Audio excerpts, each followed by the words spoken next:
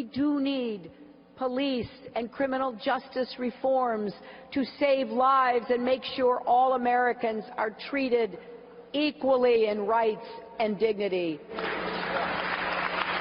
We must stand in solidarity with law enforcement, which we must remember is the force between civilization and total chaos. Hillary Clinton and Donald Trump with measured tones in response to this week's tragic events. Both candidates canceling political events Friday as the shootings weigh on the campaign trail. Joining me now, key advocates for both candidates, both mentioned as possible VP picks. The Labor Secretary Thomas Perez, representing Clinton, and Alabama Senator Jeff Sessions, a top Trump advisor. We begin with Secretary Perez. He is here strictly as a Clinton surrogate, not in his official capacity. Welcome to Fox News Sunday. Great to be here in my personal capacity, Shannon. Okay, so let's talk about what a President Clinton, meaning a President Hillary Clinton, Sure. would do, how she would tackle these issues we're dealing with in mistrust in the community, this violence. Sure. How do you go about that? Well, I've spent more than a decade at the Justice Department under Republican and Democratic administrations on these issues. And Hillary Clinton, I think, has learned so many of the lessons that are critically important. Number one, the most important currency that a police officer has is the trust of the community. And that, if you don't have trust, then you can't police. And so everything she is doing is focused around making sure we don't ask the wrong questions. And the wrong question is this: whose side are you on? Are you on the police's side or are you on the community side? That's a false choice. We're all in this together. Her entire campaign has been about the fact that when we marshal the collective power of we and come together as a community around the reality that we have racial disparities in our criminal justice system, and we also have very, very challenging times for police officers. This is when we're all in this together, when we marshal that trust, when we engage the community. You had Chief Bratton on earlier today. I prosecuted an LAPD officer pre-Rodney King when I was working in the Bush 1 administration.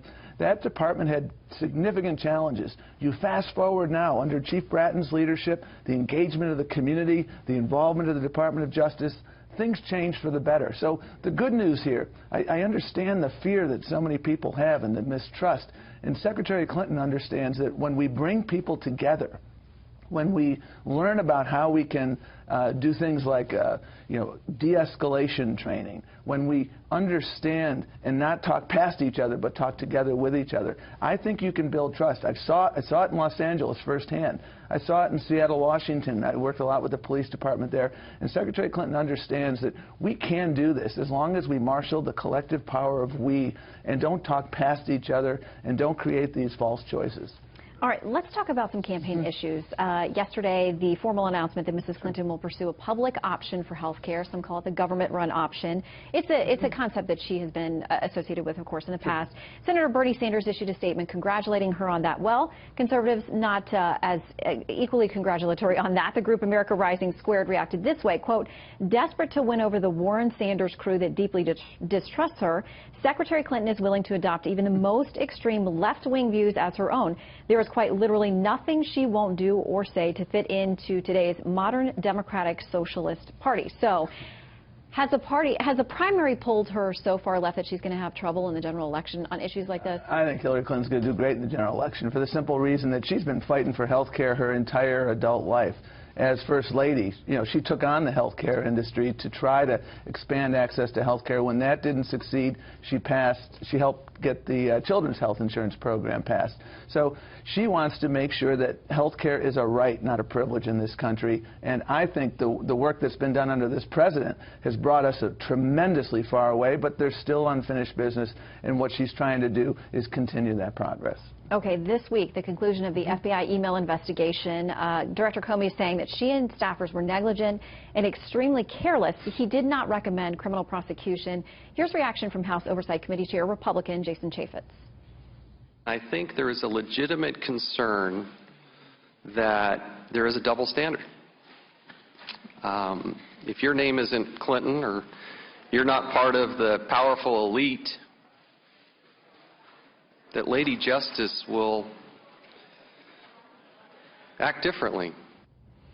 So how do you deal with the perception among some that Mrs. Clinton got away with something? Well, what was interesting about this is when the investigation was underway, I heard Republicans praise Director Comey, who, as you know, was the #2 person at DOJ under the administration of George W. Bush.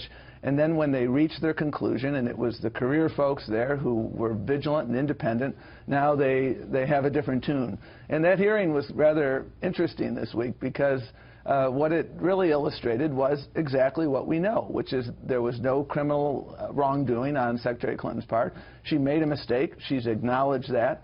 And now, you know, they're continuing to hold those hearings. And frankly, those hearings really clarified what we know, which is that, again, there was no criminal wrongdoing, and she shouldn't have done that. And she acknowledged that it was a mistake to do this. And she acknowledges that she has to earn the trust back of you know, many people who are wondering. And the thing is, this is not the first time she has worked hard to earn trust. When she ran for governor of New York, and I grew up in upstate New York, there were a lot of skeptics about Hillary Clinton. When she ran for Senate in New York, I'm sorry, there were a lot of skeptics in New York. And she earned their trust, and then she got reelected. And folks in places like upstate New York, where I grew up, she won them over because she was a workhorse, not a show horse. She worked with a lot of people in the Senate who she had been in an adversarial relationship with when she was First Lady, and she was able to work bipartisan, whether it was with Lindsey Graham or John McCain on immigration, and then obviously with President Obama.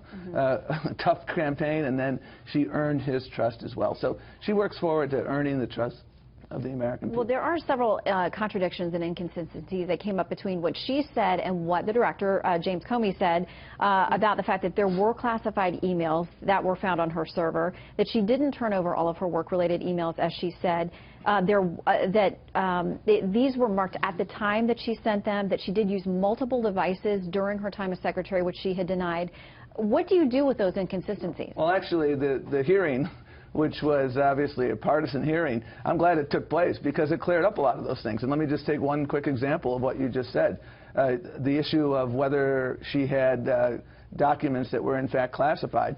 During that hearing, Director Comey clarified that, in fact, there were 3 documents that had markings, but they didn't have the proper markings. And so he said it would be a reasonable inference for anyone to draw that those were not classified documents. So actually, he did also say that there was so much material that someone as sophisticated as a former senator, as a Secretary of State, should have known better. Well, I mean, Secretary Clinton does not deny the fact that she made a mistake, but she was getting materials from career officials at the Justice Department, at the State Department, people who know what they're doing. And so she didn't second-guess that. And again, the hearing clarified a lot of this. And so, you know, thanks to the Republicans for that. The reality is, you know, we're now in a campaign cycle, and she understands that she has to, again, earn the trust of people. And, you know, I've seen Hillary Clinton up close and personal. The voters of New York saw her up close and personal.